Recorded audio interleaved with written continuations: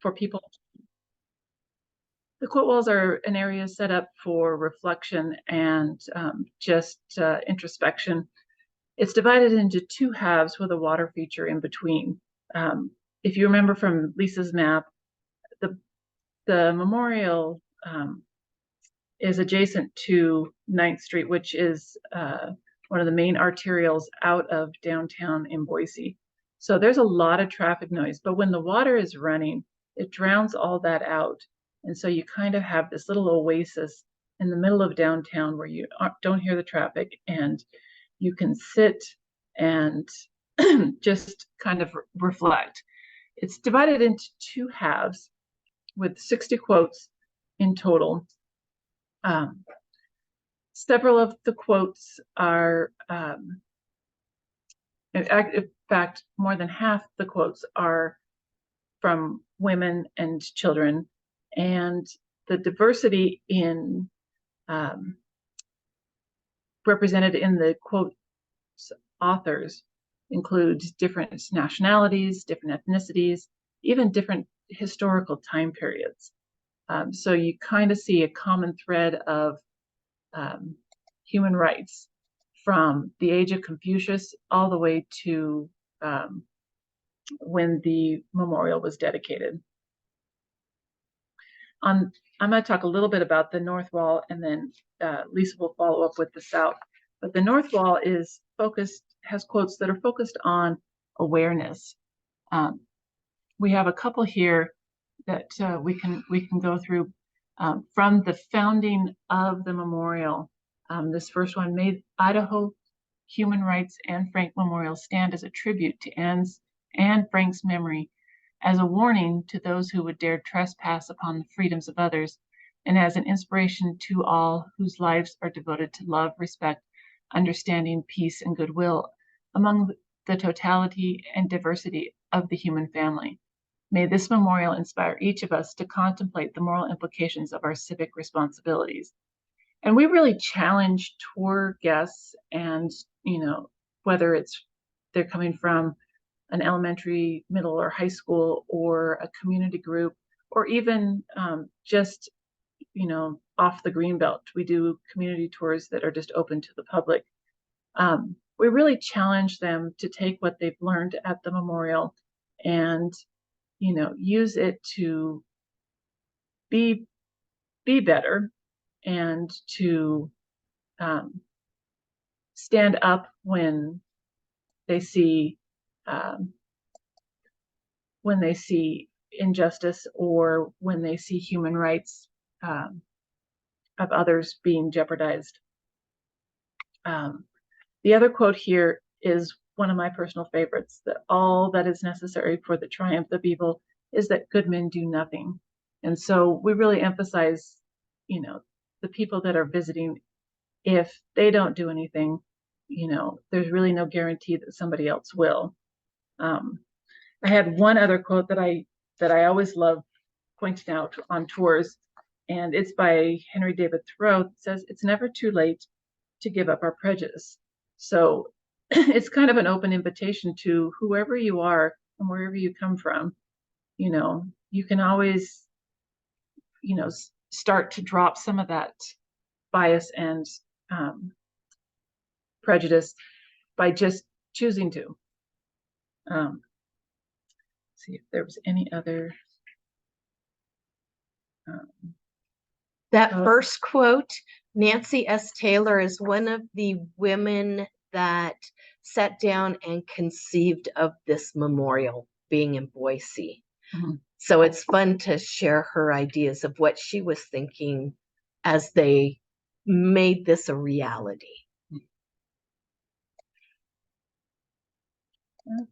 The South quote wall is often quotes that are a call to action. Elie Wiesel, "I swore never to be silent whenever and wherever human beings endure suffering and humiliation. We must always take sides. Neutrality helps the oppressor, never the victim. Silence encourages the tormentor, never the tormented." That one is really useful when we're talking to students, especially about bullying, and they kind of stop and think, oh, yeah, silence doesn't help the victim at all when somebody's bullying them. So it's a good way to bring up that topic, and a good way to kind of explain why they need to stand up, choose to be an upstander. The most controversial quote on the walls is by Billie Jean King. Everything I do is about equal opportunity. Race, gender, sexual orientation, let's get over it. Let's celebrate our differences. There were a number of people who did not want that quote on the wall. Um, and they were eventually convinced that it needed to be there. And it resonates so much with college students, especially. They read it and go, well, why was that controversial? I don't understand. We should be getting over it. What? So it's also another way to bring them in and share with them. And again, the quote walls really are that space to stop and think about what our responsibilities are to other human beings, that we really need to choose to be upstanders to make the world a better place. And Kim said it's a nice and calm place. There are people who come and do their daily morning yoga here. It's just that special space within our special space of the memorial. Back behind the quote walls, a peace pole was donated, and it may peace prevail on earth, as you can see, I guess, here. And it is 6-sided. And at that time, these were the languages that you could take your driver's license test in. At this point, there are more, obviously. But this whole tradition started in Japan after World War II. And you can find peace poles all around the world. So it's special that we can add that to our memorial. Can I add? Yes. Our peace pole is even more special in the material that was used to form it, coming from the steel out of Hiroshima. So what was destroyed is now reimagined in peace. All right. Our final stop on the tour is our new building. Lisa showed you on the map where it's taking up the area by 9th Street there. The new building is the Philip E. Batt Building, dedicated to one of Idaho's former governors that worked tirelessly in human rights legislation within our state. Phil Batt was part of was at a couple of the ceremonies in the dedication of the building, and was visibly moved by this honor because it was such an integral part of his legacy. Inside this building, let me take a step back. The building will become the permanent offices for the Wadsmith Center. We've kind of been in transit between a couple different buildings, but this will become our permanent home. It will include classroom and meeting space. It will have event facilities for if a group wanted to come and have their human rights education in person in a building like this. So it'll have, its own catering kitchen, and if you see us again next year, it might be on our Zoom screen in the new building. It also has a couple of libraries. One of them is dedicated to just the public coming in and checking out books from Lisa's reading list or from different authors around the topic of human rights and human rights events, and historically and current. The other library is going to be a research library, and scholars from Boise State or from other areas will be able to come in and really look at some, old documentation from, different historical events related to, like say the Holocaust or, some of these other events that we've talked about. We also will have, related to the Holocaust, artifacts that have been donated to the center that came from that time period and from people that were there. So it's a little bit of a museum, it's a little bit of an education building, and it's a little bit of an art museum. There will be 25 new commissioned pieces of art. One of them will include a tribute to Ruth Bader Ginsburg at the entrance, but throughout the entire building, the art, the programming kind of surrounds a theme of be the light. So back to the whole mission of the tours and everything that we do, to enable people to go out and, make their world, whatever corner of it they have, just a little bit better. And we do that enough times, and we will see real change in our time. Let's see, what else do you? Go ahead. There will be a space upstairs that can be rented out. We have a full catering kitchen. Some of the artifacts, I was talking to the person that's in charge of working with the builders. They have some cigarette packs used to come with little cards inside that were Nazi propaganda. So you got that instead of a trading card, you got Nazi propaganda in it. It's just astounding how many different ways messages were conveyed. The library, the research library, includes a whole collection of first edition books that were donated. A lot of information on other genocides.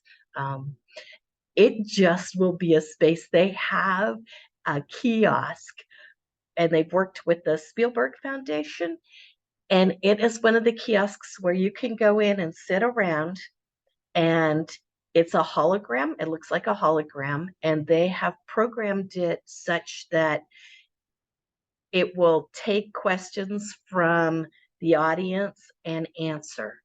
So it's going to be an exciting way for us to have, especially school kids, come in and sit and, if they've thought of some kind of a question that they always were wondering about, they took the information that each of these 5 people gave in interviews. So it is their story in their words. So the answers would be what answers they would give. So there will be 4 Holocaust survivors and 1 liberator. So that's going to be an exciting thing to add. We're going to have a special bookcase dedicated dedicated to banned books in Idaho, which is another topic. So there's going to be a lot in there. We are really, really excited for it to be done this summer. Yeah. Yeah. Yeah, no, it's scheduled for completion early summer and will be dedicated at the end of the summer. So almost 22 years to the date of the dedication of the memorial. Yeah. This is from up above. You can see the water, and these are the quote walls, the back side of the quote walls. So the memorial, the new building will be along here. Okay, just some of the things we want visitors to leave with. Be aware of social issues. Educate yourselves. This becomes my theme, especially with college-aged kids, students. Stop and think. Educate yourself. Learn about different issues. Be aware of what's going on around you. Remember that language matters. There is a quote by Mother Teresa, kind words can be short and easy to speak, but their echoes are truly endless. And you can also take that and change it to unkind words are short and easy to speak, and their echoes are truly endless. And that, to me, exemplifies how important language is. Our words do matter. Examine personal prejudices, like Kim said. We all have them. We need to be aware of them. We need to fight all discrimination. Embrace civic responsibilities, because we do have them. Being a citizen of this country comes with responsibilities.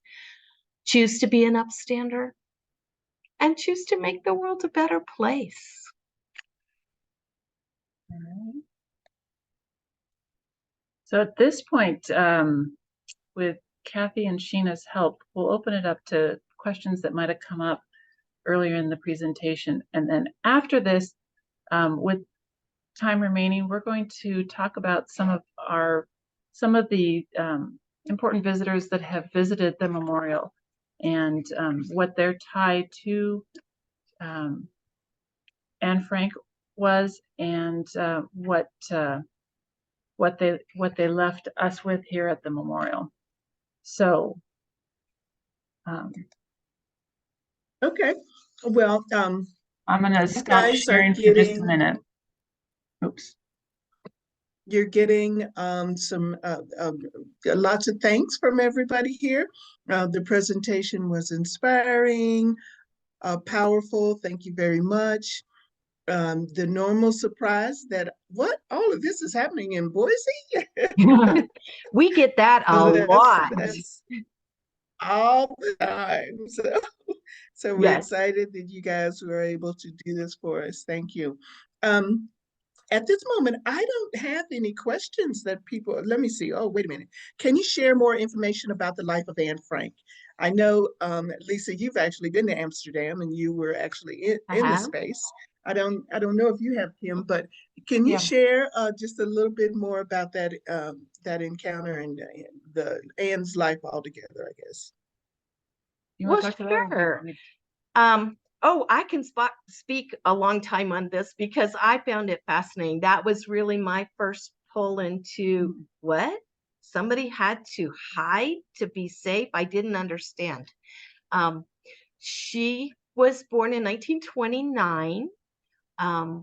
She had an older sister, Margot, 3 years older. They were born in Germany.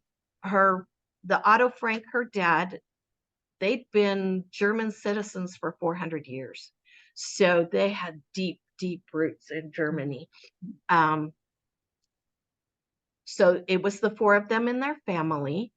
In 1933, Hitler came to power. And at that point, Otto Frank looked for someplace else to move his family so they'd be safe.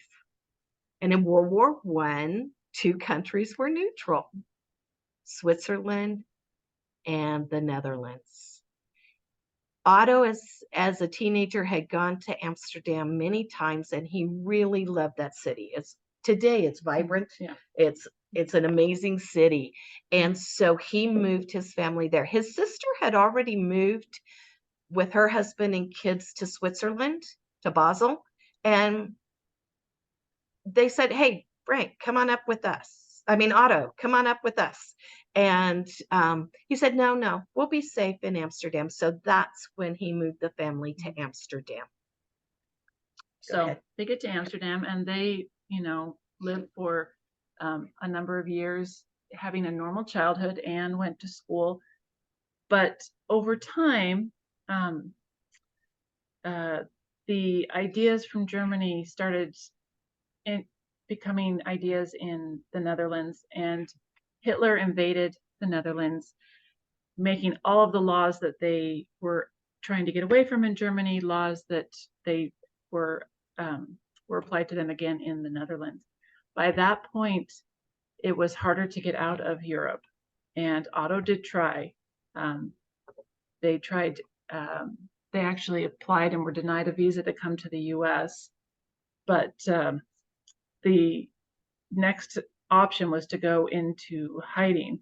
So when their visa options ran out, they started the planning process. And I think that's one of the interesting things too, is they didn't go in without any supplies, or, they had months of preparation where they started stockpiling clothing and food, and they had some assistant spies, some amazing people that worked for Otto that knew and sympathized with his family.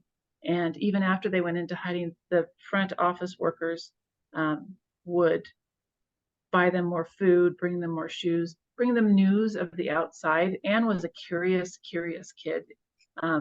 And anything that she would hear of, the war, but even like other stuff, she talks in her diary about, wanting to hear what the royal family of the Dutch royal family was doing and where they were.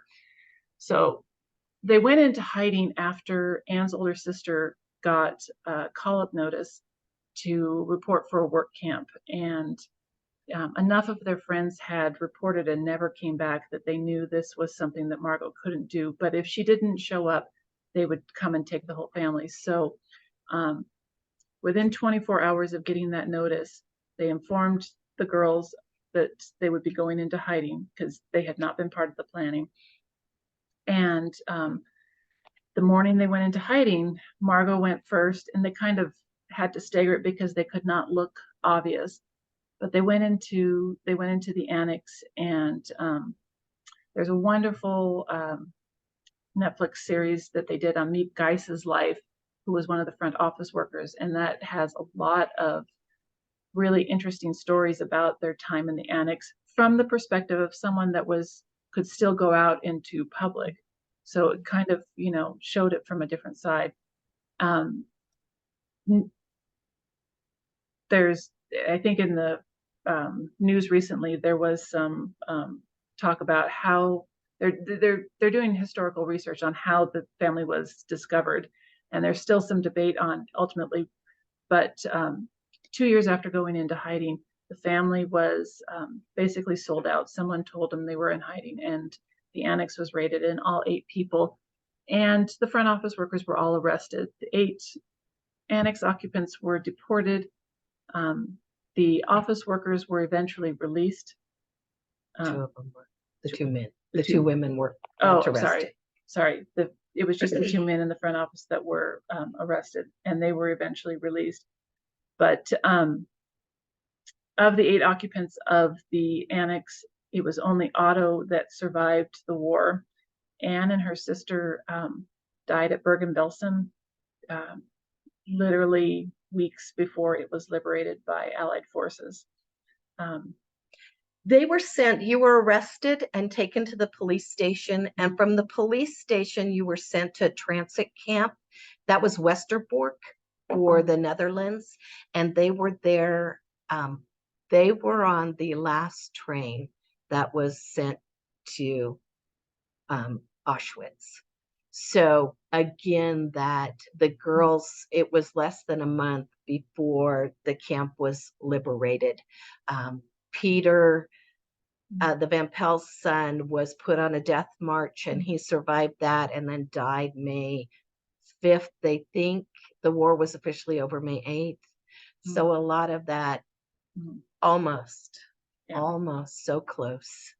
And then Otto came back to Amsterdam not knowing what happened to his family. Yeah. In the turmoil of the annex raid, Miep had collected the pages from Anne's diary, but didn't read any of them because they were, the private thoughts of a 13-year-old girl.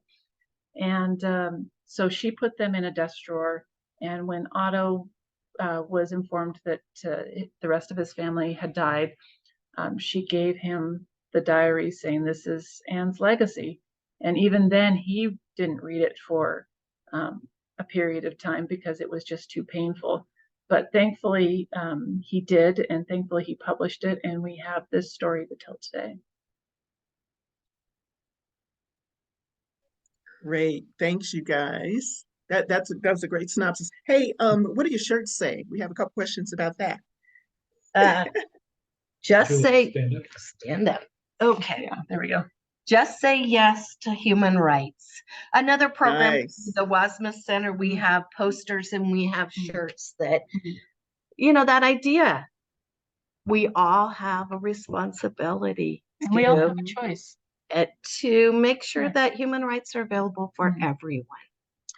So Mhm. if we have time, we can go into some of Oh, we have the lots of time. notable visitors that have come to the memorial. Okay, did we have any other Oh, questions? Sorry. Yeah, one more thing.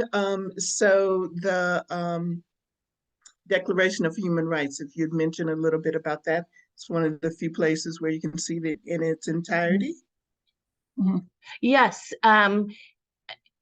Eleanor Roosevelt was the chair of that committee. So because human rights and language again comes into human rights, the UDH, Universal Declaration of Human Rights, UDHR, and the selection of the words was so important.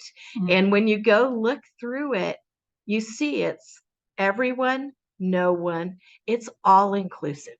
Mhm. It isn't something to be cherry picked, but there are 30 articles, and they range, they're kind of categorized with the first ones are about the right to life, that all of us have that right. There's a section on freedom, there's a section on equality, there's articles on dignity, and then they have the reason why they had to craft this document. Mhm. And one of the things that I find most fascinating is they looked at what makes us the same. Mhm. It is so easy, and I see it all the time today. People look at what makes us different. I mean, you can find a difference. It's visual, it's easy, but what it takes to actually set that aside and Mhm. look at what makes us the same. Mhm. And that's the beauty for me of this document. Mhm. Eleanor Roosevelt, a fascinating woman. There's a story that the first article started with all men are created equal in rights. And the woman from India says, hello, if I take this back to my country, I won't get these rights. So they went back and modified that. All human beings. Mhm. Those are the type of things that went into this document. It's fascinating to go ahead and read it. It won't take long. Just look up the UDHR online, and there's only 30 articles. Mhm. But it really is that recognition of how important those rights are. Mhm. We do make a distinction between civil rights and human rights. Civil rights being those given to you by the laws. So civil rights are different everywhere because we all live different places. Human rights are for every human being. I can't read that. Yeah, I'm it's too old. great. The thing that's fascinating to me when I read through it is how universal and current. I mean, this Yeah. thing Yes. was started right after the war, but there's talk in there about education and about health care and about, and you're just like, well, and Yeah. look at this.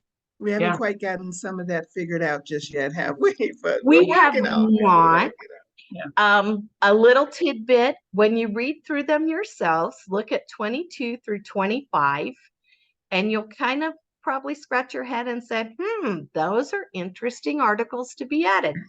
They were insisted upon by the communist Russian USSR government because they believed all of their citizens had those specific rights and that they weren't being accorded to citizens in other countries like the US.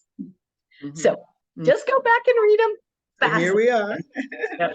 Here we are today. Yeah. You mentioned a Netflix movie about Anne Frank and the end of the time that they were in hiding. What is the latest on how, do we know how or who actually ended up alerting the authorities to their whereabouts? Nothing definitive. Yeah, no, there's lots of theories out there.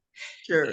Meepen and Yeah. Otto believed right after the war that they had to get a new manager for their warehouse. His company's name was Opecta, and what they sold was pectin. So you could go in, there's a test kitchen right below that first floor where the Franks had their bedrooms, and you could try out pectin. You could make your jams and jellies with their pectin. And Bep is one of the office workers. Meep and Bep were the two women. Johannes and Victor were the two men. Bep's father was the office manager, and he got sick, and they brought in a new warehouse manager. And at that point, that's who they thought sold him out. But it just, they've come up with 3 or 4 other people. The latest one was that it was on a list from that another person on the Jewish Council had given to the police, and they were slowly going around and rounding all of them up. So no, in answer to that, we don't know. So I'd like to also add that before and we may never know. So there were people all throughout history that were suspected, and the last time that they had a definitive answer that they thought, they went to Otto, and wanted to share with him that information, and he told them flat out, it doesn't matter if Stop looking. It like, doesn't matter. He goes, it does not bring my family back. It does not matter. And there is some suspicion that he himself knew definitively, but he's like, he had no interest in that person, because he said if that person is named, then their family suffers. And the suffering continues. And the suffering continues. So how are we on time? I think where are we? I think we might 11:16. Any other questions? Yeah, we have time. So we still have 45 minutes. Okay. In that so case, any other questions? I don't see any other questions here. I don't see any other questions. Any other questions, guys? If you'll go into your famous visitors. Yes. Let's do that. We'll go into that section next. And Sheena, there is a question from Gypsy. I can go ahead and read it. Do you have or are there plans to have posted the United Nations Declaration? I just lost it. The United Nations Declaration of the Rights of Indigenous Peoples. Oh, the new building will have an Indigenous peoples, First Peoples entryway. The whole entryway is dedicated there. We have a water feature. There will be an audio box specifically dedicated to the First Peoples and their stories. Inside in their language, yes. It will be repeated in different native languages. You made me forget.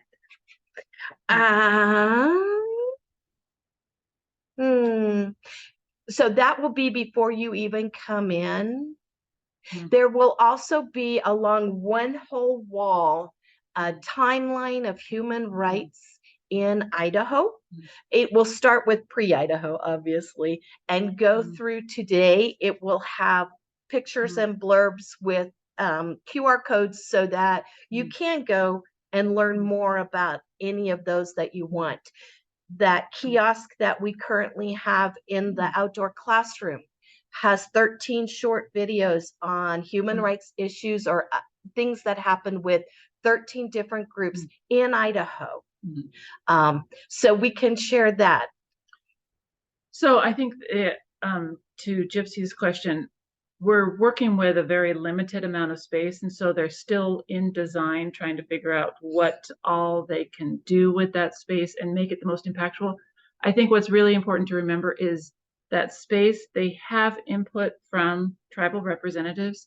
And so we are trying to prioritize what they would like to see in that space.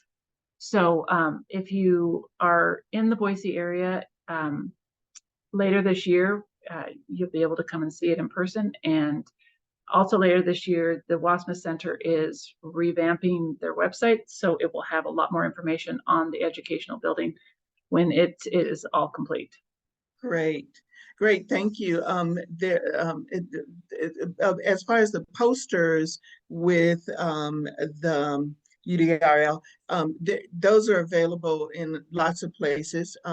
I don't doubt that at some point we may at the Wasserman Center have those posters available, but they're available in a lot of places. What is unique about the memorial is this is one of the few places where you can it is right there. You can see the entire thing right there in stone. That's what makes it so unique for us. One You other can touch question it about, this way. Okay. yes, one of the questions about while they were in hiding, how were the helpers able to bring them supplies? That was one of the questions that had come up. Well, Meep was in charge of that. So she had a ration card for herself. She had a ration card for her husband. And then she had a couple that were forged. So to make sure that it wasn't obvious what she was doing, she would get up really early, ride her bicycle to one of the stores, use the cards, take the food, and she would go to other stores all over Amsterdam to collect the food. Understand, it's not like us going to the grocery store and buying 3 Sure. bags of food. You got your loaf of bread, you got a little milk, you got a little sugar, it wasn't a lot, but that was Meep's job, and she did it religiously. Before they went into hiding, they had a understanding with a butcher, local butcher, and they had paid him money, and he provided a little extra when they would go and pick up their rations there, those type of things. Yeah, I was going to say, I think there was also within Amsterdam, there was a resistance movement. You know, the Dutch resisted same way that we, you know, stand up to discrimination here. It was harder at that time, which makes their resistance, you know, a huge deal. But Meep learned which shops would be more sympathetic. And, so she leveraged some of her relationships there. And, you know, I think the Dutch people are very proud of their resistance. You know, so there were people that wanted to help. Yes, And it Ricky was a just risk. mentioned. They were upstanders. Ricky, We consider them upstanders because they sure. took that risk every single day of being Every discovered day. and either imprisoned or killed. Speaking of Amsterdam being proud about it, Ricky was just in Amsterdam, and there's a resistance museum there. So it is awesome. wonderful. I agree with him. If you go over there, you have to go into that museum. It is amazing. Awesome. Awesome. Okay, well, we'll give you some time here to talk about the famous visitors so far. That should give us time. Let's share our screen again, and one more. There we go. So here are some of the visitors that we've had. Meep Geese came, Jacqueline Van Marsen, Hannalie Gosler, Eva Schloss, Ellie Vassell, Rose Beal, Gerda Weisman-Klein, Buddy Elias, Ella Weisberger, Eva Kaur, and Marta Cohen. All of them came in. No, that's good. Meep, as we said already, was one of the helpers in the office, and she supported them at great risk to herself. And she came here to Boise and she spoke. She has written 2 books, or did before she passed away. she was integral in not only helping them when they were in hiding, but when Otto came back, he moved in with Meep and her husband. So you can go down. We have a tree dedicated to Meep in the memorial. It is beside the south wall, quote walls. You can see the peace pole in the background there. Yes. So Jacqueline Van Morrison was a childhood friend of Anne's and is mentioned in the diary. She wrote several books on her time during the war and knowing Anne.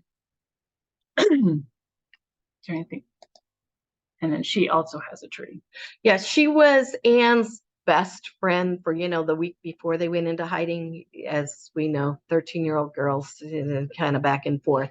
And at that point, she was considered Anne's best friend. Hannalee Gosler. She was a childhood friend and classmate. She survived at Bergen-Belsen. So she became a nurse. She did immigrate to Israel. You can see she was born in 28. So she was in school with Anne, and she died in 2022. She was, again, they believe, one of the last people to see Anne and her sister through the barbed wire at Bergen-Belsen.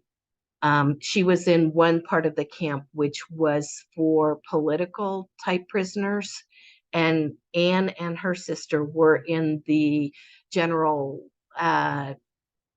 Jewish population that tried to hide or resisted or did those. So they were actually separated. There's her tree. Eva Schloss was another friend of Anne's. When Otto came back after the war, he remarried Eva's mom. So this would have, had Anne survived, this would have been Anne's stepsister. And Eva worked with Otto on publishing the diary and worked with the Anne Frank Foundation for a number of years. And the story with her is that when the camp was liberated, so that was January 27th, 45, Eva and her mom were in the women's section. Otto was in the men's section. And Eva's family had been separated just like Otto's, with the women on one side, the men in the other camp. So they were a mile apart. And the story is that Eva's mom sent her over to the men's camp to look for her husband and Eva's brother. And the first person she ran into was Otto Frank. And when they got back to Amsterdam, that became a very close-knit group, those survivors, and they became friends. He married Eva's mom, Otto did, and they moved eventually to Basel, Switzerland, and moved in the family house with Otto's sister, their mom, and Otto's kids. Elie Wiesel, most people know this name, was a Holocaust survivor and prolific author. He came and visited the memorial. Let's see, I think we have his tree. We do have his tree. I was privileged enough to hear him speak, and what an amazing speaker. He did win the Nobel Peace Prize. He really did speak about that idea of personal responsibility to choose to be an upstander, and how his life was shaped by those experiences of being arrested and sent to camp and being the only survivor in his family. He's written a lot of books. for us in Idaho, at least Boise, the students that come through, the most commonly read book is Night that he wrote. And again, his quote on the wall, we can tie all that in together. Amazing man. We looked at each other because Rose makes you smile. She made you just smile. She moved to Boise to be closer to her son and grandkids. She had not shared her story with them.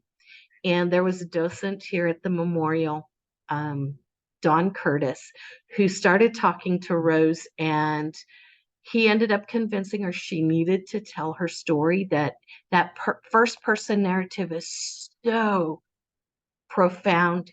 It just is life-changing. So she spent her years here giving tours and then going out also and speaking in schools where there was a lot of problem with bullying and those type of issues. She, into her 80s, was driving up to Sun Valley and places all over to share her story and her message that we need to make sure it never happens again. We do have a video, her rose garden. We do have a video we'll share with you before she passed away. Hi, I'm Amy Hirschfeld, Executive Director of the Idaho Human Rights Education Center, proud builder of the Idaho and Frank Human Rights Memorial.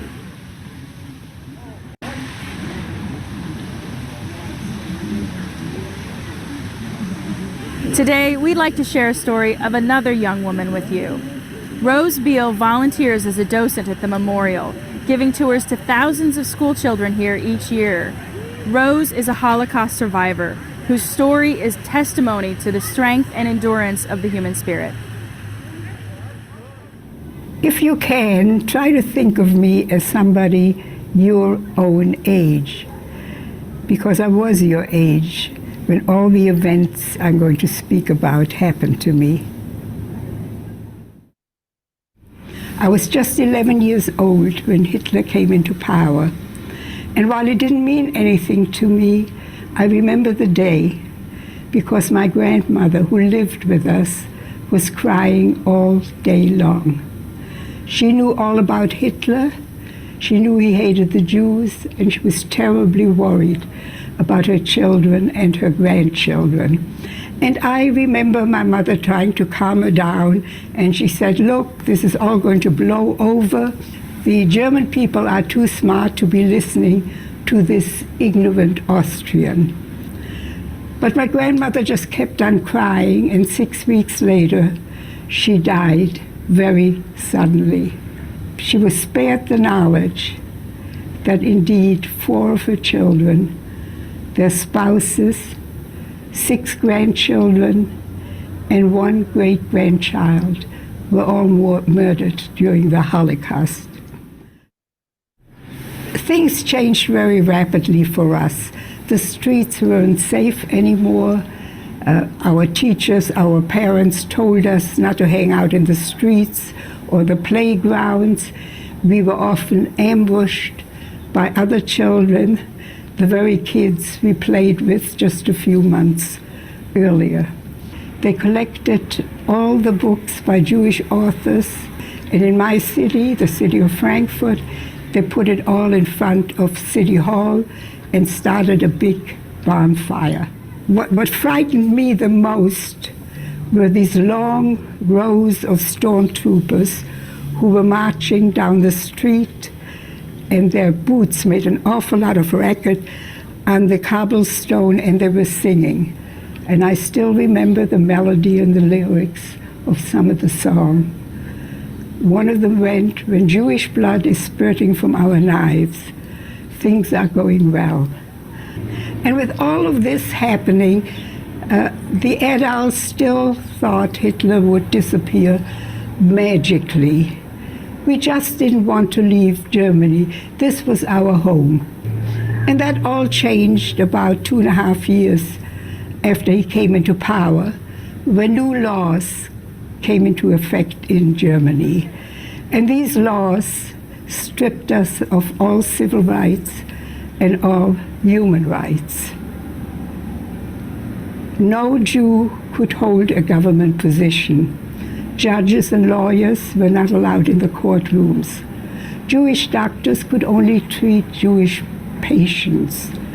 All professors and teachers from the university and the public school system were dismissed, and all Jewish children were expelled from public schools. Signs went up in a lot of the stores, in cafes, in theaters, saying Jews not allowed or Jews not wanted here. And in the playgrounds, the parks, and the municipal pools, which we always used, the signs read, Jews and dogs not allowed. And it was just about at that time when my mother, who is a single mother, had two younger brothers, decided if we want to live, we need to get out. And she wrote to our relatives in America, and they were gracious enough to send us the papers. And then we got a call from the American consulate that the papers were in order, but we had to wait at least 3.5 years before they would issue us a visa. There was a strict quota, immigration quota in America, and we were just at the bottom of the list, and there was nothing we could do about it. We just hoped that nothing worse would happen to us. But that was not to be. In the middle of the night, there was a loud banging at our door, and in came 3 men, 2 policemen and 1 Gestapo agent. They told us to get dressed and come with them. When we got down on the street, we realized that we were not the only ones. There were people coming from all directions, each with those 3 men guarding them. And they walked us through the streets of Frankfurt to a gathering spot, and big trucks were waiting for us, and we were loaded onto those trucks and driven to the main railroad station in Frankfurt. By that time, we knew that we were being deported to Poland. We were on that train for a night and the better part of 2 days. At the border, the policemen didn't even get off the train, and we were turned over to the stormtroopers. And they were terrible. They received us with drawn revolvers shooting into the air. They had these rubber nightsticks. They beat whoever they could beat up, particularly the older people who didn't get off the train quickly enough. They just beat them on the legs. By the time we got into the tunnel was already half full, and as more and more people came in, it became tighter and tighter. There were people fainting, and a couple of women near us died. They could not fall down because we were so tight. There was a group of men praying, and they were told not to pray. They continued, and they were viciously beaten. And I just couldn't wait to get out there. I really didn't care what would happen to me, but I needed to get out of this tunnel. And just as we were at the end, the next people to go through, a voice came out and it says, "Due to the kindness of our Führer Adolf Hitler, you can now all go home." Many, many years later, I read the statistics of this transport. There were 17,000 of us deported. 6,000 made it across the border to Poland before they closed the border, and they were all put in a ghetto and later sent to Auschwitz. 9,000 were trapped in a piece of land called the No Man's Land. Those 9,000 all perished. 2,000 were allowed, and we were among those, were allowed to go back. Only about 200 left Germany, could leave Germany before World War II started. So out of 17,000, there were about 200 survivors. And we were part of that surviving 200. We were home just a few days when we were awakened in the morning, and it was quite startling. We looked out of the window, and there were small groups of men, civilians, not uniformed men, and they had long iron bars and sticks, and they just smashed all of the windows. It was the beginning of the horrific Crystal Night. They went into houses, they threw furniture out on the street. If anybody went out, they got beaten up. We looked down, and there was a woman who lived an elderly woman on the first floor, and she was severely beaten while they held her son. She subsequently died. And then the trucks came, and the trucks were coming all night long. And by next morning, every man between the ages of 16 and 60 throughout Germany had been arrested and sent to a concentration camp. Every synagogue, every temple was burned to the ground, and every store, every Jewish business was totally destroyed. It was incredible. In mid-March, we were called to the American consulate, and as we are sitting in the waiting room, waiting to get in and get our visas, the radio announced that Hitler had just invaded Czechoslovakia. And everybody knew immediately that war was imminent. When we got in to see the vice consul, one of the first things he said is that he suggested that we book passage on an American ship, and he explained that while we are at sea and war breaks out, all ships get returned to their country of origin. And should we be on a German ship, we would just be returned to Germany. And then he issued the visa. Now, I don't know what I expected, but I expected some official-looking big document. All the visa was a little 2x2 stamp in our passports. Looked at that and said, how can a little bit of ink and a little bit of paper save your life? But it did. We closed the door to our apartment as though we were coming back, and we went to the train station and took the train to France, to Le Havre.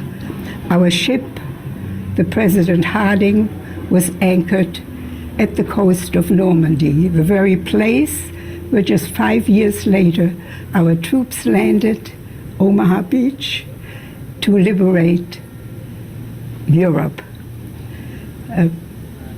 Getting onto this ship was quite an experience. We had never had any contact with any Americans. They were so very nice. It was awesome. They took our suitcase. They showed us to our cabin. They showed us where the dining room was, and there was no sign, Jews not wanted. And we were used to that. We were being treated like human beings. And it was a very strange sensation, because for many years we were not treated like human beings. We were on the ship for 12 days. It was an old ship. We saw the Queen Mary coming and going. And on Saturday, May the 6th, we sailed into New York Harbor. And there was the magnificent skyline of New York. And there was Lady Liberty. And we were all hugging and crying and laughing. It happens every time to me when I talk about this Statue of Liberty. And we were free. We each had a suitcase with clothing, and between the four of us, we had $2.50. The Nazis kept everything else that we had. But we really didn't care. We were young, and we were looking forward to a new life in America. And in closing, I want to share with you that this country has never disappointed me. I've had a good life here. We all had a very good life here. We truly lived the American dream. Thank you.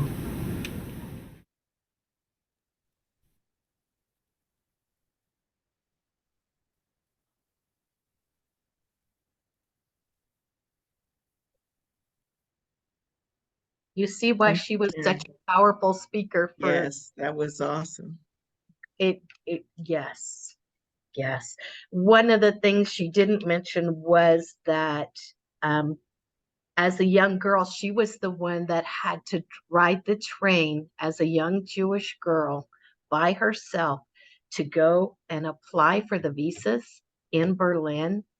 And at different, when she shared her story at different places, sometimes she shared that how scary that was for her as a young woman by herself, a young girl, right, having to ride the trains in to get those applications in, but she knew if she didn't, that they wouldn't survive. Sure. Her mom also owned stores, so Kristallnacht was even more painful for them from that aspect. She owned stores and they were completely destroyed that night. Okay, Sorry. great. We have more Um, visitors. Do we have Okay. more? We do have more we visitors. have about 10 more minutes, and then you guys are gonna skedaddle, and so will we. Go ahead.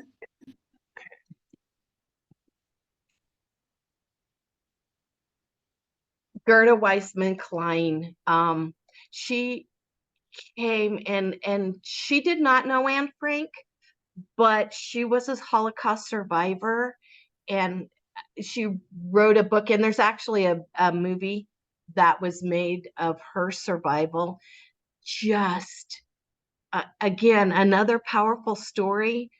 One of the most touching parts was when she survived a death march, and her friends that were with her had passed away along the way, and she's sitting and they found a burned out building, I think, and she was there, and US soldiers came, and one of them approached her and said, are you okay? We're here to help. And she goes, well, I'm a Jew. And he looks at her kind of funny and says, but I'm a Jew too. And that was the first time in so many years that she had felt like she'd been seen for what she was. And just a very, very powerful story. She has a tree. There's a theme here. Okay, yeah, so just for the people who are not from Boise, Boise means a city of trees, and so we have a thing about trees here. So We have a thing about trees. Buddy Elias, he was shorter than me, and I'm 5'4". He's just this little guy. He came in 2014. We actually had to get permission from him for all of the quotes we have on the walls and around the memorial by Anne Frank and from her diary. And he was 88, and he flew into Boise, and then he flew down to LA, and he was Anne's first cousin. So he ended up in that house in Basel. One of the floors, it was 4 floors. One was his and his brother's. And he came in and he had written a book, Anne Frank's Family. After mom died and his mom passed away, I'm sorry, and Otto had passed away, he started cleaning out this building that they owned, their house. And he found over 5,000 pieces of paper that they had saved between them. So again, the book, he used that to write that book. Fascinating. Here he is. He went up. People ask us often is a real likeness of Anne Frank. And he went up and he touched her arm, and then he burst into tears. And he said, "Oh, my Annie, my Annie." Very moving. He also, guess what, has a tree. Yep, and it's in the South Quote Waltz. Ella Weisberger was just the cutest woman. She was also at Terrazin. And one of the things about that camp was that they brought in visitors the Red Cross, basically, who were, getting these stories that the camps were horrible. They brought them in there and they produced Brundabar, the play. Ella was the cat in all 55 times. She was the cat in all of those. And she did end up being one of those few that survived. Just a firecracker. She has a stone in the the butterfly garden that's dedicated to children. One of her programs that she started was she wanted 1.5 million daffodils to be planted around the world to signify the death of the 1.5 million children that had died. Okay, so Eva Moskor was a twin, and her twin were part of some of the medical studies that the Nazi camp did. So her story is just horrific, but she wrote many stories about this and just of her survival. Yeah, and she had the book, I Forgive Mengele. What is it? Surviving. Well, anyway, she did end up saying she has forgiven Mengele for all the things that he did to her and her sister. But again, another very, very moving story. Marta Cohn was, maybe 5'8" or 4'8" and 80 pounds all together, soaking wet. She actually was born with a German father and a French mother, and so she was fluent in both. She was blonde and blue-eyed, and she had decided she needed to help in the war efforts. She did a lot of things prior to this, but after her fiance was killed, she actually went back in behind the fighting lines and gathered intel that was essential to those ending battles, where the troops were and all of that kind of thing. You can see all the medals she's gotten. Yeah. Well, and she did it. I mean, she was not the dark shadow intelligence agent. She would go into the pubs and the bars that were behind the enemy lines, and she would just let herself get picked up by all these soldiers, and they would tell her stories, and then she would travel back home and she would relay these stories because they had troop movement, they had locations, plans, but these guys had been drinking. She was a pretty girl, and they would just relay all of this information to her. Yeah, she was just a dynamite person. All right. So any questions that we didn't answer, you can either get information about the center and the programs, info@wasmuscenter.org, matthew@wasmuscenter.org. The virtual tour is at annefrankmemorial.org.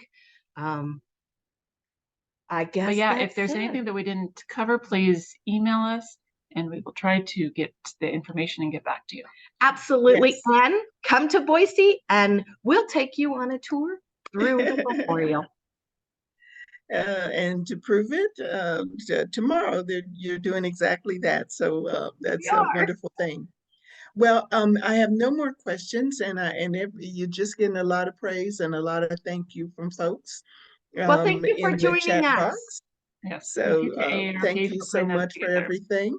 I want to let folks know that we will have the video recording done probably this evening, and it'll be available on youtube.com. Just search for NKA Idaho. I think that's it. So thanks, you guys. I appreciate it all. Great presentation. And Thank all we of will you for see joining us. All right. Thank Thank you. you. you. Bye. Bye all.